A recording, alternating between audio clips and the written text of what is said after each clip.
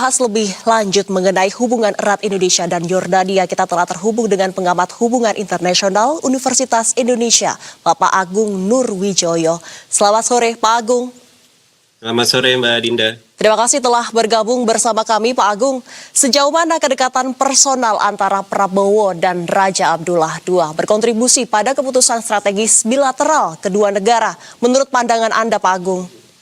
Ya, tentu hubungan dekat, hubungan hangat, erat dan dekat ya antara Pak Prabowo dengan Raja Abdullah tentu menjadi satu sinyalemen positif sebenarnya dalam konteks memperkuat hubungan antara Indonesia dengan Yordania tentunya. Dan apalagi kemudian Raja Yordania juga kemarin memberikan penghargaan secara khusus ya kepada Pak Prabowo, dan tentu ini kan punya sejarah panjang secara relatif hubungan erat antara kedua belah pihak ya, khususnya antara Pak Prabowo dengan dengan Raja Yordania. Tapi tentu kemudian hubungan yang erat dan dekat ini sudah sewajarnya dan seharusnya tidak berhenti dalam konteks sekedar memperkuat relasi keduanya, tapi menjadi satu modalitas utama dalam konteks diplomasi dalam menciptakan tata dunia yang lebih adil dan bermartabat tentunya.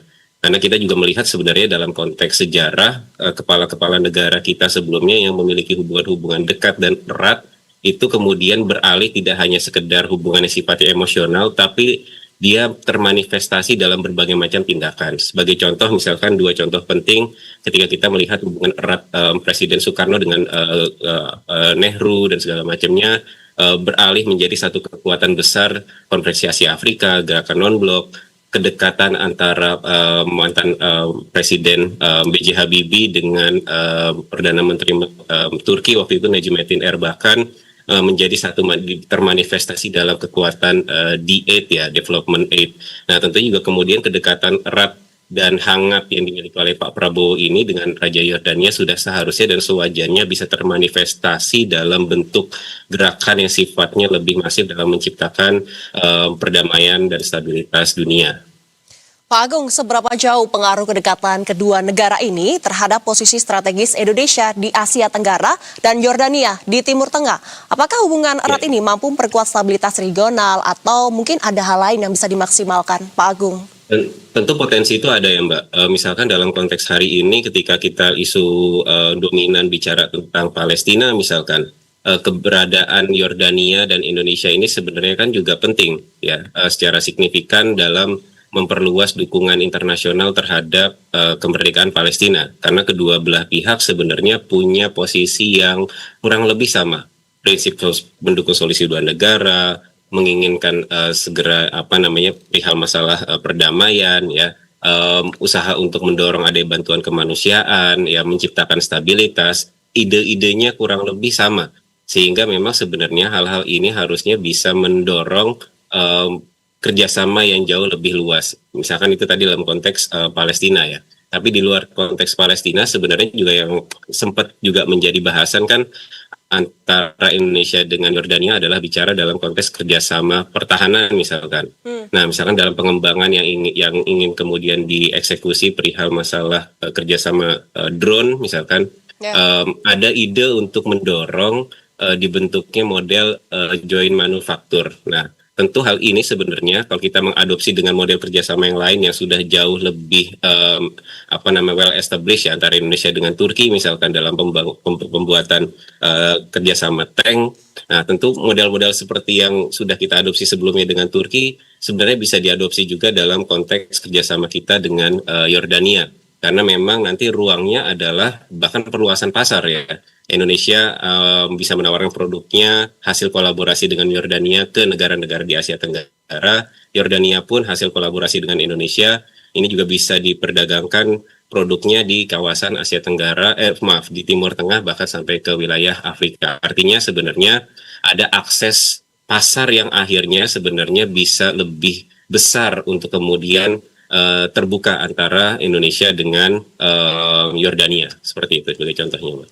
Ada beberapa aspek yang Pak Agung tadi sempat sampaikan, mulai dari segi perdagangan, kemudian pertahanan. Ada nggak sih Pak Agung aspek lain juga yang bisa memaksimalkan kerjasama antar dua negara ini? Ya, sebenarnya adalah kalau kita bicara dalam konteks yang sifatnya lebih jangka panjang, tentu selain domain politik, ekonomi, pertahanan, tentu penguatan dalam aspek people to people. Kita tidak bisa memungkiri dan melihat realitas bahwa keberadaan Yordania ini sebenarnya boleh kita bilang sebagai forefront dalam bicara pembelaan terhadap Palestina. Salah satunya misalkan, khususnya kan posisi Yordania ini sebagai pengampu Masjid Al-Aqsa ya.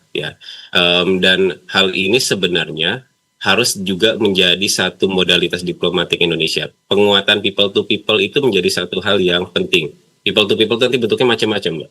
Bisa dalam bentuk kerjasama pariwisata, dalam bentuk kerjasama pendidikan, sosial, budaya, dan segala macam ya. Tapi setidaknya yang kemudian harus digarisbawahi adalah membangun jembatan rasa, tidak hanya kerjasama ini terjadi di level elit atau level negara, tapi juga mendorong bagaimana masyarakat ini juga bisa berinteraksi satu sama lain, sehingga punya ikatan yang jauh lebih kuat dan erat. Ya, misalkan dalam konteks pendidikan, tentu adalah pembukaan ruang-ruang beasiswa, pertukaran pelajar, pertukaran mahasiswa, dan ide-ide ini yang kemudian harus didorong sehingga memperkuat kalau kemudian Pak Prabowo punya hubungan spesial, personal antara beliau dengan Raja Abdullah, tentu hal itu harus kemudian bisa diturunkan sampai ke level bagaimana masyarakatnya bisa merasakan hal emosional serupa seperti itu. Dan penguatan ini sebenarnya kan menjadi satu penguatan penting sebagai kita sama-sama sebagai negara Global South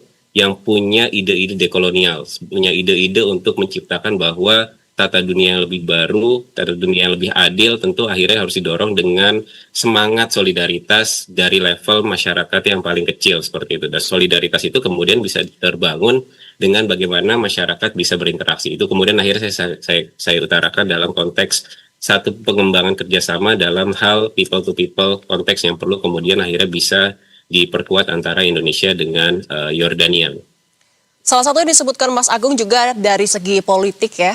Tadi juga kerjasama Indonesia dengan Yordania salah satunya adalah di isu Palestina dan juga Gaza.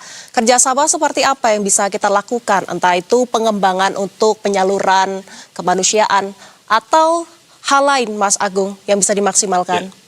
Tentu yang pertama yang senantiasa sudah dilakukan sejauh ini adalah memang Yordania itu menjadi salah satu akses penting bagi Indonesia dalam menyalurkan bantuan. Kita tidak bisa lupa jasa Yordania untuk menjadi akses utama Indonesia pemberian bantuan lewat udara, Mbak.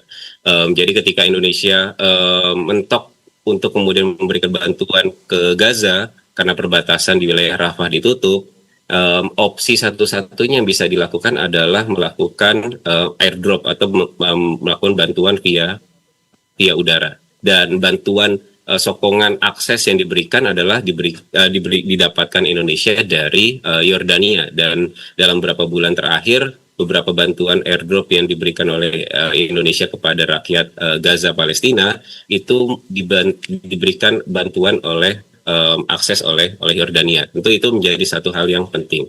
Yang kedua, memang dalam hal beberapa waktu belakangan juga keberadaan JHCO gitu ya, satu lembaga penting yang ada di Yordania, dia menjadikan salah satu akses penting bukan saja bagi Indonesia sebagai sebuah negara, tapi juga lembaga-lembaga filantropi untuk memberikan bantuan terhadap orang-orang Palestina yang tinggal di Yordania ya.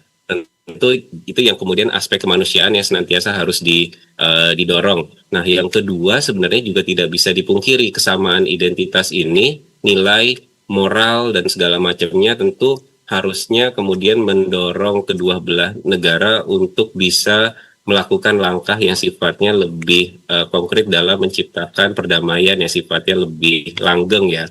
Apalagi kemudian kita melihat hari-hari ini, oke, gencatan senjata sudah disepakati, tapi dalam berbagai macam hal Israel masih melakukan tindakan-tindakan brutalnya, kekerasannya belum selesai. Nah, tentunya hal-hal demikian kerjasama yang sifatnya jauh lebih kuat antara Indonesia dengan Yordania itu kemudian harus didorong dalam konteks mendorong adanya solusi dua negara dan mencegah terekskalasinya kembali konflik yang terjadi di Gaza. Bahkan juga kita kemudian sama-sama memantau bahwa genosida juga bisa selesai dalam konteks Palestina hari ini seperti itu. Mas Agung, di luar segala keuntungannya, apakah ada resiko geopolitik Indonesia di tengah konflik regional karena kedekatannya dengan Yordania, menurut pendapat Anda? Ya, tentu dalam hal ini harga yang harus dibayar tentu dalam konteks bicara tentang Yordania, kita berada dalam satu stream yang sama. Kita dalam satu joint streamnya sama, arusnya sama dalam memberikan dukungan terhadap Palestina, ya kan? Kita punya rasa kritis yang juga sangat besar terhadap Israel, itu ya. Jadi mungkin dalam konteks sekarang saya lebih banyak mendapatkan nuansa keuntungan diplomatiknya jauh lebih besar seperti itu. Nah, karena tadi ya kita bicara dalam hal kita berada dalam mainstream, dalam ombak, dalam gelombang yang sama seperti itu. Nah, tentu itu yang kemudian sebenarnya sekarang jadi modalitas politik yang sebenarnya tidak seharusnya hanya dipegang oleh kedua belah pihak. Justru di sini prinsip multilateral untuk membangun kolaborasi yang jauh lebih kuat itu harus dilakukan. Saya sejujurnya memang mengapresiasi apa yang kemudian dilakukan oleh Pak Menlu untuk kemudian hadir dalam pertemuan di Istanbul beberapa waktu yang lalu ya, bersama beberapa negara-negeri Muslim seperti itu, dengan Turki, dengan termasuk Yordan, Pakistan.